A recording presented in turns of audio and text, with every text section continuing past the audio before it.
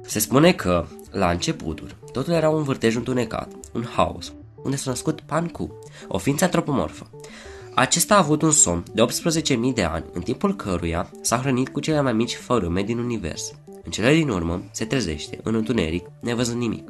Acesta a dat un pumn în întunericul universului și așa a împrăștiat elementele haosului în univers. Logic, nu? Când haosul încetează, lucrurile își fac o nouă lege. Obiectele ușoare și pure se ridică, iar toate elementele grele se cufundă. Astfel apar cerul și pământul. Stând în picioare, cu mâinile ridicate, tălpile lui atingând pământul și capul lui fiind în cer, el împiedica apropierea și reunificarea acestor două spații. În fiecare zi, pe măsură ce materia se depunea, pământul mai câștiga câte 3 metri în grosime, iar Pan-Ku creștea de asemenea câte 3 metri pe zi. În următorii 18.000 de ani, Pan-Ku a devenit gigantic, iar cerul și pământul aveau o grosime considerabilă. Când acesta hotărâ că cele două nu mai au cum să se contopească, s-a așezat pe pământ ca să se odihnească și a murit triumfător, lăsând lumea pe care o știm. Cadavrul acestuia s-a împărțit în elementele lumii. Ochii lui au devenit soarele și luna, suflarea lui a devenit vântul și norii. Părul și barba au devenit stelele, iar sudoarea frunții, ploaia și roa. Carnea sa s-a transformat în munte și de asemenea a format îngrășământul câmpurilor. Mâinile și picioarele au format cei doi poli, estul și vestul.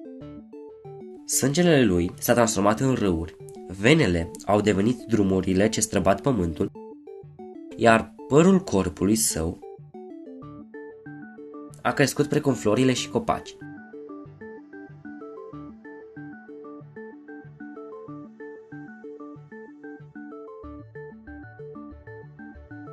Oasele și dinții săi au pătruns în adâncul pământului și au devenit metale prețioase.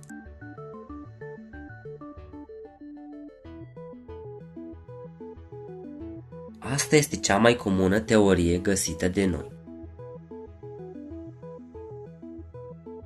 Există și alte teorii legate de crearea universului, cum ar fi aceea că Pan-Ku ar fi fost un câine. Și de asemenea, există și o variantă mult mai diferită decât prima, cea despre crearea umanității de către cei 3 stăpâni. Pe acea vreme, cerul și pământul erau populate de creaturi fabuloase, ca nemuritorii și dragonii.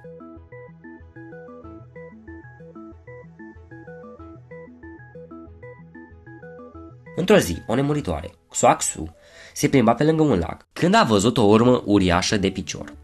Inexplicabil ei și-a dat seama că are un copil pe care l-a numit Fuxi. Acum serios, asta este frază din cartea lui Mircea Eliade, cuvânt cu cuvânt. Trecând peste acest fapt, aflăm că Fuxi este jumătate om, jumătate șarpe și ține mereu în mână un echer, simbol al pătratului și al masculinității. Acesta are o soră mai mică, numită Nua. Ea ține mereu în mână un compas, semn al cercului și al feminității.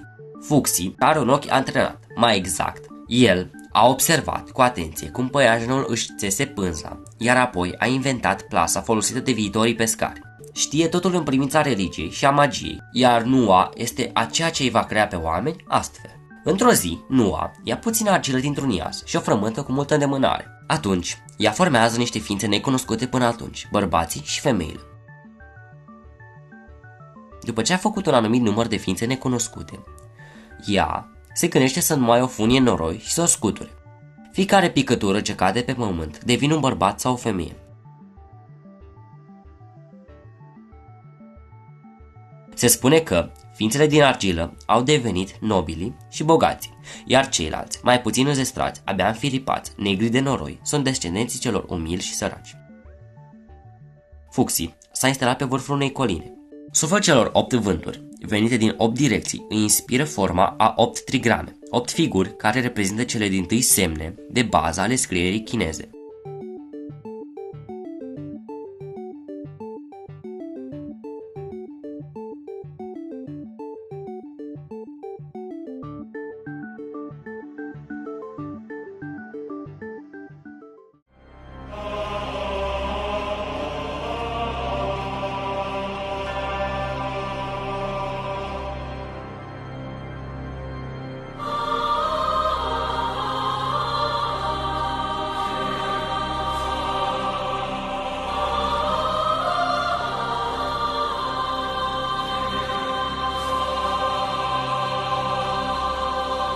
Bonjour Bouton. Fuxi îi învață pe oameni cum să vâneze, să pescuiască și să scrie. Munca de civilizare a oamenilor îi absorbe complet pe Fuxi și pe Nua. În povestiri, ei sunt numiți uneori suveranii, alteori auguștii. Domnia lor binefăcătoare durează 120 de ani. Se spune că, în timpul domniei celor 3 stăpâni, Gong Gong, zeul apelor, s-a revoltat. Unii spun că s-a revoltat de ciudă, că nu este stăpânul lumii sau ca răzbunare împotriva zeului focului, însă nimeni nu știe exact motivul revoltei sale. Oricum, Gong Gong nu a fost tratat cu nepăsare, căci forța lui era teribilă. El semăna la chip cu un om, iar ochii rămân fixi, are părul roșu, iar trupul de dragon.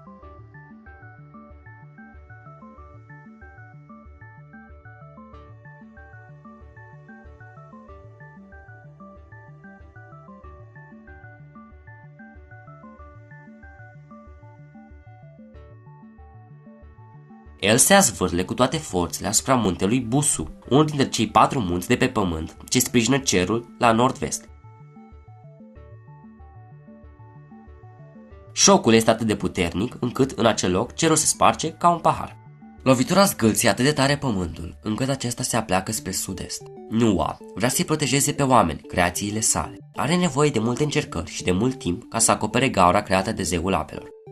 Însă, până la urmă, a fost nevoită să sacrifice o mare broască testoasă, folosindu-se de carapacii și de labele ei pentru a ridica pilonii între cer și pământ. Apoi, fabrică o pudră de trestii pentru a stupa gaura din cer. Nu reușește în întregime. Breșa din cer nu este perfect acoperită, iar pământul rămâne înclinat. Motiv pentru care apa fluviilor și a râurilor, inclusiv a râului cerului, nume ce desemnează Calea Lactee, se îndreaptă în această parte, formând mare. Din cauza noii orientări a pământului, apar anotimpurile, iar râurile scaldă mai mult câmpiile, arborii, florile, recoltele, care înversesc, înfloresc și se coc din ce în ce mai bine. Un dragon binevoitor s-a instalat în regiunea în care nu a cârpit cerul, cu toate că nu poate împiedica fulgerile să iasă din vid prin spatele lui. Totuși, el strălucește în acest loc, ce ar fi putut să rămână doar o gaură neagră. În ceea ce îl privește pe Gong Gong, acesta este învins în cele din urmă de zeul focului.